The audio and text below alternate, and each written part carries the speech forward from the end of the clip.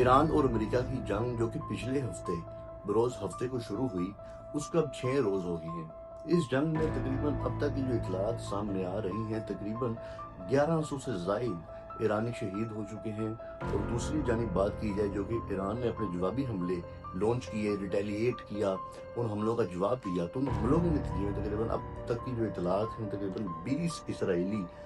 جو ہیں وہ واصل جہنم ہو گئے ہیں، اور جو ان کی زخمیوں کی تعداد ہے وہ 1200 کے قریب ہے۔ اس کے لیے آپ یہ بھی ذہن میں رکھیں کہ جو ہمیں خبریں آتی ہیں اسرائیل کی جانب سے، امریکہ کی جانب سے، یہ سارا ویسٹرن کنٹرول ایک میڈیا ہے، تو اس میں لازمی اپنے یہ ذہن میں رکھنا ہے کہ جو نمبر ہیں وہ زیادہ ہو سکتے ہیں ہلاکتوں کے اور زخمیوں کے، لیکن ہمیں نمبر یہ کم بتائے جاتے ہیں۔ ابھی تازہ ترین موڑ جو سامنے اس جنگ میں آیا ہے وہ یہ ہے کہ امریکی صدر ڈونلڈ ٹرمپ نے یہ بھی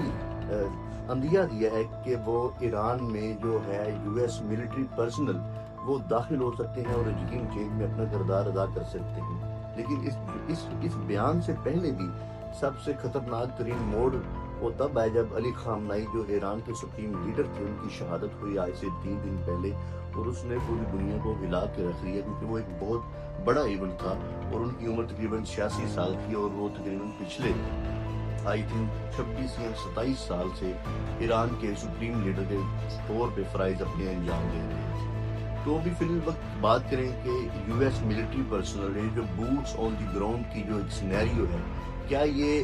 ایک فیزیبل سینیریو ہوگا امریکہ کے لیے؟ تو میں آپ کو یہ بات بتا دوں کہ ایران کی جو آرمی ہے اس میں جو ایکٹیو پرسنل کی تعداد ہے وہ تقریباً 6 لاکھ سے زائد ہے۔ یعنی ایران کوئی امریکہ کے لیے عراق والی جنگ کی طرح نہیں ہوگا یا افغانستان والی جنگ کی طرح نہیں ہوگا، کوئی عراق میں تو آرمی ہی بہت کم تھی۔ اور دوسری جانب بات کی جائے جو کہ افغانستان ہے، تو افغانستان میں ایک ان ٹرینڈ، ایک بہت ہی بیڈلی ٹرینڈ ملیشیا تھی جو کہ ریگولرائزڈ تھی، اور ان کے پاس کسی طرح کی ٹریننگ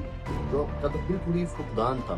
تو ایران اس لیے ایک بہت ہی ڈیفرنٹ سینیریو ہے، بہت ہی بڑا ایک چیلنج ہوگا امریکہ کے لیے اگر وہ بوٹس آن دی گراؤنڈ کی فلسفی ہے اس کو فالو کرتا ہوا ایران میں داخل ہوتا ہے۔ اور ابھی مختلف ایسی اطلاعات بھی سامنے آ رہی ہیں کہ امریکی صدر ڈونلڈ ٹرمپ کو پریشرائز کیا جا رہا ہے، اور ان کی سٹیٹمنٹ بھی آئی ہے اس حوالے سے کہ فی الحال یہ جو بوٹس آن دی گراؤنڈ ہے، یہ جو اپنی امریکی فوج کو ایران میں داخل کرنے والی جو فلسفی ہے، جو پالیسی ہے، اس کو بھی فی الحال کے طور پر عمل کرتا ہوا وہ نظر نہیں آ رہا۔ یہ سٹیٹمنٹ بھی آ گئی ہے کیونکہ ان کو پینٹاگون کی طرف سے، ان کو سینٹگون کی طرف سے ایسی اطلاعات سامنے آئی تھیں کہ پریشرائز کیا گیا ہے، اور یہ بتایا گیا ہے، یہ پوری بریفنگ دی گئی ہے کہ ایران ایک بہت ہی چیلنجنگ کنٹری ہے اس حوالے سے کہ اگر ہم وہاں پہ اپنی آرمی داخل کر دیں تو پھر وہاں سے نکلنا مشکل ہو جائے گا، کیونکہ اس قوم کے اندر علی خامنئی کی جو شہادت ہوئی ہے اس کے بعد ایک جذبہ، ایک اتحاد کی جو کیفیت ہے وہ مزید بڑھ گئی ہے۔ تو اس ساری صورتحال میں اگر آپ اپنی آرمی بھی داخل کر دیتے ہیں تو یہ نہ صرف ان کے لیے سونے پہ سہاگا ہوگا، یہ ہمارے لیے بہت زیادہ ایک چیلنجنگ سینیریو ہوگا۔ تو ابھی ساری صورتحال تو یہ ہے کہ فی الوقت ہمیں یہ ایسا ہوتا ہوگا، بوٹس آن دی گراؤنڈ کی جو فلسفی ہے وہ ہمیں نظر نہیں آ رہی۔ دوسری میں یہ بات کرنا چاہوں گا کہ اگر یہ جنگ ختم ہوتی ہے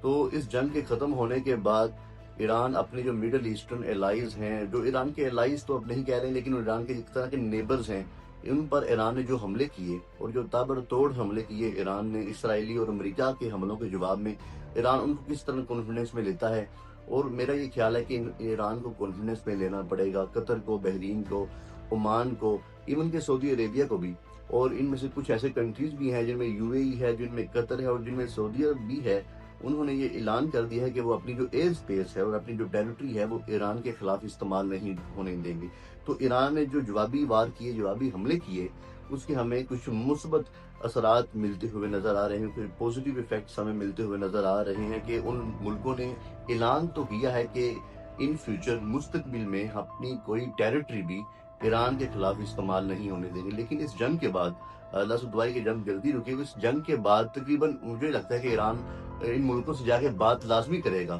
اور ان کو کانفیڈنس ملے گا کہ ہمارا جو حملہ تھا آپ پہ وہ بالکل ایک امریکن آرمی پہ حملہ تھا، کیونکہ ہم امریکن بیسز پہ، ہم امریکن جو آپ نے ان کو ٹیریٹری دی ہوئی ہے اپنے ملکوں میں، جو بیسز ہیں امریکہ کی جن میں UK کی بیسز بھی شامل ہیں، ہم ان بیسز پر حملہ کر رہے تھے، اور ہمارا حملہ अमरीकी टेरिटरी पर था एक तरह का, जैसे एम्बेसी वो फलां मुल्क की टेरिटरी होती है, तो इस तरह अगर बेस आपने किसी मुल्क को दे दी है तो वो भी एक तरह की टेरिटरी ही हुई उस मुल्क की। तो ये अमेरिका पर हमला था, ना कि ये बहरीन, कतर, ओमान या सऊदी अरब पर हमला था। तीसरा जो सवाल जो काफी लोग पूछते हुए नजर आ रहे हैं कि ईरान के जो एलाइज हैं रशिया और चाइना, वो इस सारी सूरत हाल में खामोश क्यों हैं? वो खामोश तमाशाई बने हुए हैं और ईरान के जो सपोर्ट में खुलकर सामने नहीं आ रहे। तो ये बात आपको ज़हन में रखनी है कि ऐसा कोई एग्रीमेंट, ऐसा कोई म्यूचुअल डिफेंस एग्रीमेंट ईरान का रशिया या चाइना के साथ बिल्कुल मौजूद नहीं है।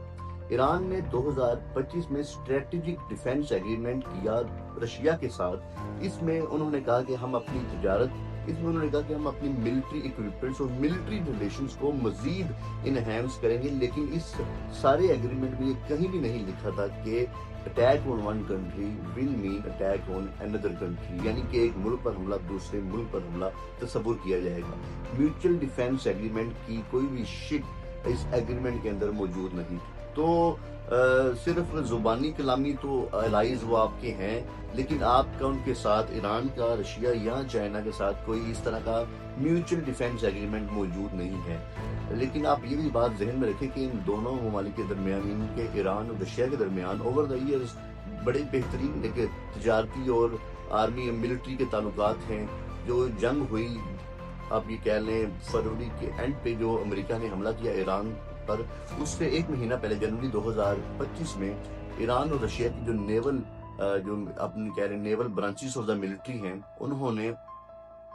ईरान के जो है इंडियन ओशन का जो साहिल ईरान के पास स्ट्रेट ऑफ हॉर्मज, उधर उन्होंने एक्सरसाइज भी की। तो इनके दरमियान मिलिट्री एक्सरसाइज, मिलिट्री ट्रेनिंग की आप ये कह लें अमल तो जारी रहता है, लेकिन डिफेंस एग्रीमेंट अभी तक रशिया और ईरान के आपस में मौजूद नहीं है, तो इसलिए वो खुलकर सामने नहीं आए। इधर मैं ये बताना चाहूंगा कि रशिया और नॉर्थ कोरिया का 2024 में एक ऐसा एग्रीमेंट हो गया है जिसमें ये वाज़ेह लिखा हुआ है कि attack on one country will mean attack on another country, यानी कि अगर रशिया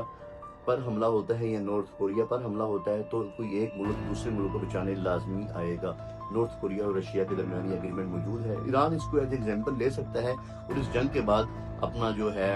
एग्रीमेंट उसको मजीद इनहेंस कर सकता है और म्यूचुअल डिफेंस एग्रीमेंट की जो शिक है वो भी अंदर डलवा सकता है इस एग्रीमेंट के साथ, लेकिन फिर वक्त मौजूद नहीं है। चाइना की बात की जाए तो चाइना के साथ तो ईरान को और बाकी सारे ऐसे जो लोग हैं जो कि इंटरनेशनल रिलेशंस के स्टूडेंट हैं, उनको बहुत ज्यादा क्लैरिटी कि चाइना तो इस तरह कभी काम करेगा भी नहीं, क्योंकि चाइना का हमेशा से क्राइसिस मैनेजमेंट और डिप्लोमेसी पे ज्यादा फोकस रहा है। चाइना और ईरान का सबसे बेहतरीन एग्रीमेंट 2021 में हुआ, जो कि 25 साल स्ट्रेटेजिक और बाइलैटरल पार्टनरशिप पर मुश्तमिल था, और इसके नतीजे में यह था कि बेल्ट एंड रोड इनिशिएटिव, यानी कि ट्रेड रिलेशनशिप में और हल्का फुल्का मिलिट्री के भी आपस में जो मिलिट्री एक्सरसाइज और ट्रेनिंग आपस में करेंगे, लेकिन इसके अलावा चाइना और ईरान का आपस में डिफेंस म्यूचुअल डिफेंस एग्रीमेंट मौजूद नहीं है। तो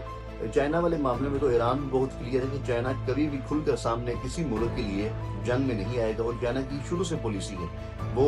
सिर्फ अपनी जंग में कूदेगा, जब भी कूदेगा वो अपने एलाइज के लिए, वो अपने जो भी उनके हामी हैं, जो भी उनके सपोर्टर हैं, उसके लिए कभी भी चाइना मैदान में नहीं उतरता।